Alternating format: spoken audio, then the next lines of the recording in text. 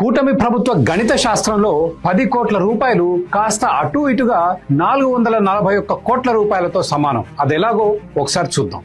2018లో TDP ప్రభుత్వం వైజాగ్ భూమిని లూలుకి 66 సంవత్సరాల లీజుకి ఇచ్చింది. జగన్మోహన్ రెడ్డి గారు అధికారంలోకి రాగానే దీన్ని రద్దు చేశారు. 2024లో అధికారంలోకి వచ్చిన టీడీపీ జనసేన కూటమి ప్రభుత్వం లీజు ప్రతిపాదనను పునరుద్ధరించి కొత్త జీవో 137 తెచ్చింది. పాత లీజు కండిషన్లను మార్చేసింది. కొత్త టెండర్ పిలవాల్సి వస్తుంది కాబట్టి జియోలో మోర్ ఆర్ లెస్ ఇది పాత ఒప్పందం లాంటిదే అని రాసింది. కానీ ఇది పచ్చి అబద్ధం.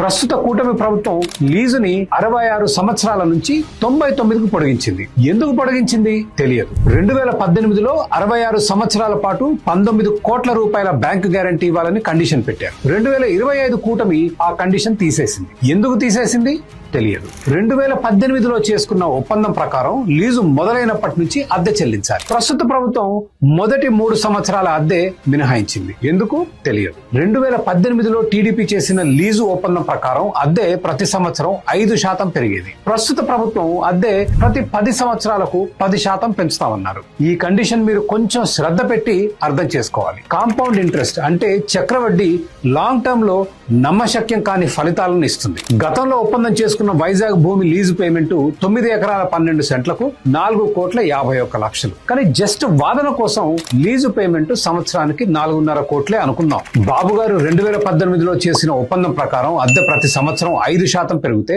95 ఏళ్ల తర్వాత సంవత్సర అద్దె ఎంతో గెస్ చేయగలరా? 441 కోట్లు.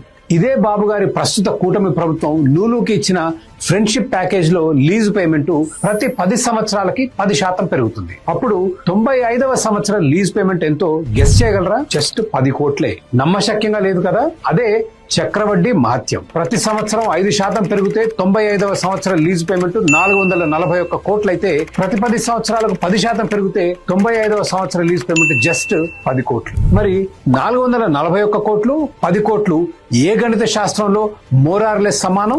మన పాలకులు జనాలను మరీ ఇంత వెరుబాగులోళ్ళు అనుకుంటే ఎలా?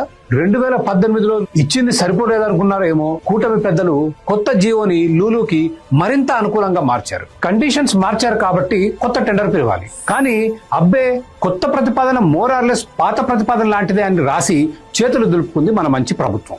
చంద్రబాబు గారు ఈ ఏకపక్ష అన్యాయపు చట్ట విరుద్ధ వ్యక్తిగత ఒప్పందాన్ని వెంటనే రద్దు చేయాలి. వైజాగ్ భూమిని పారదర్శకంగా జాతీయ అంతర్జాతీయ కంపెనీలను ఆహ్వానించి అత్యధిక ధర చెల్లించిన వాళ్లకు అమ్మాలి. అమ్మకం ద్వారా వచ్చిన డబ్బును ఉచితాలకు ప్రభుత్వ ఉద్యోగ నియామకాలకు వృధా చేయకుండా మౌలిక సదుపాయాల సృష్టి కోసం వాడాలి.